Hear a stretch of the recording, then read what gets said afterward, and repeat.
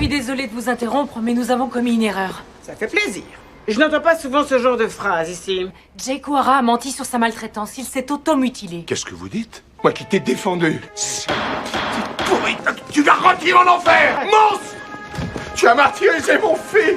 Personne n'aurait pu imaginer que Jacques, âgé de 13 ans, était en réalité le manipulateur le plus impitoyable de toute cette affaire de meurtre. Le père de la victime n'arrivait plus à contenir la colère qui l'habitait. Essayez de comprendre. Jake va sortir quand il aura 18 ans. C'est un sociopathe. Il recommencera à tuer. Encore et encore. En tant que psychiatre, il savait à quel point Jacques deviendrait dangereux à l'avenir. Il a donc décidé d'éliminer lui-même cette bombe à retardement. Il a été accusé de meurtre au second degré. Mais en tant que psychiatre, il savait comment répondre à chaque question. Je ne pensais pas le tuer. À quoi avez-vous pensé?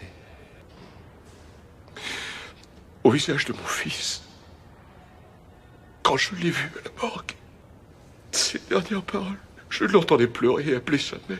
Au tribunal, il a affirmé souffrir d'une amnésie causée par un chagrin extrême, interprétant à la perfection le rôle d'un père anéanti par la douleur. Le procureur a soutenu que ce meurtre était prémédité, et a présenté un article qu'il avait écrit 15 ans plus tôt. Dans ce texte, il était écrit que le trouble de la personnalité antisociale chez les adolescents était incurable, et que, pour protéger la société, il fallait prendre les mesures nécessaires. Quelle est votre solution?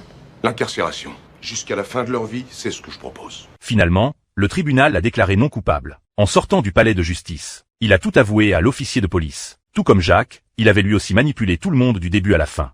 Vous nous avez manipulés comme Jake l'avait fait.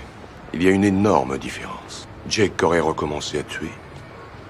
Moi, non.